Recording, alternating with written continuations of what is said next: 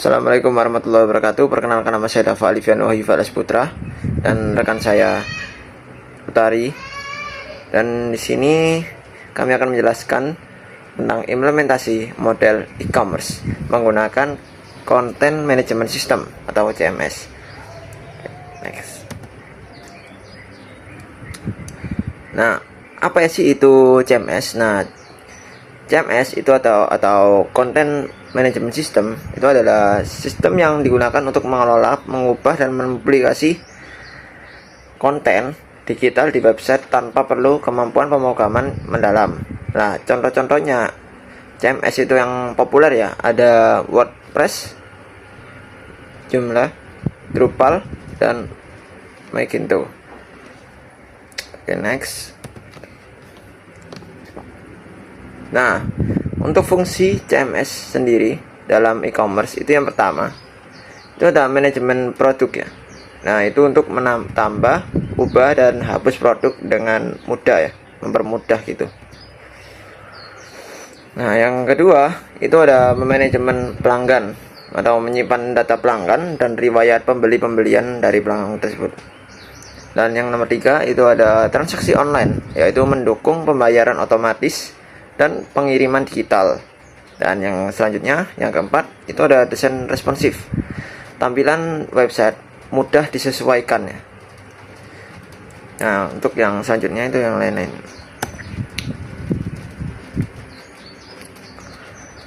Oke, model e-commerce yang didukung oleh CMS ya. Yang pertama, B2C atau business to customer. Perusahaan itu menjual langsung ke konsumen. CMS yang cocok adalah itu WordPress atau WooCommerce atau Shopify ya. Nah, yang selanjutnya ada B2B, business to business. Jadi transaksi itu antar perusahaan. Nah, CMS yang cocok itu adalah Magento atau OpenChart. Nah, selanjutnya ada C2C atau customer to customer. Individu itu menjual ke individu lain. Nah, CMS yang cocok itu adalah Joomla atau WordPress. Nah, yang selanjutnya itu ada C2B atau customer to business. Konsumen menawarkan produk atau jasa ke bisnis gitu. Jadi CMS yang cocok itu adalah Drupal atau WordPress ya. Selanjutnya, langkah-langkah pengimplementasian model e-commerce menggunakan CMS. Yang pertama, analisis kebutuhan bisnis. Yang kedua, tentukan model e-commerce dan target pasar. Yang ketiga, pemilihan CMS. Yang keempat, pilih CMS yang sesuai dengan kebutuhan dan anggaran. Yang kelima, instalasi dan konfigurasi CMS.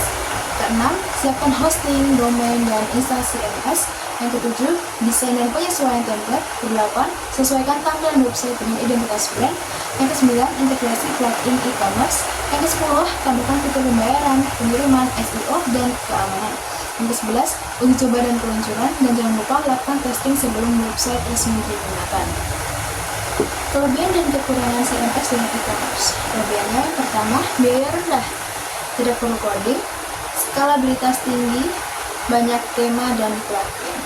CMS modern menawarkan ribuan tema dan plugin yang bisa disesuaikan. Plugin juga menambah fungsi seperti SEO, analitik, atau formulir kontak tanpa perlu coding dari nol. Contohnya, di WordPress, plugin seperti Yoast SEO membantu optimasi mesin pencari, seperti WooCommerce mengubah situs jadi e-commerce canggih. Fleksibilitas ini membuat CMS cocok untuk berbagai jenis proyek, dari situs pribadi hingga portal berita besar. Kemudian untuk kekurangan dari CMS sendiri, yang pertama, terbatas dalam kustomisasi ekstrem, butuh update dan keamanan rutin. Mengapa demikian? Karena CMS populer digunakan jutaan orang, mereka jadi target untuk hacker. WordPress misalnya, sering jadi sasaran karena pangsa pasarnya besar. Tanpa perawatan rutin, situs kita bisa rentan terhadap malware atau serangan DDoS. Dan yang terakhir, performa bisa turun tanpa optimasi.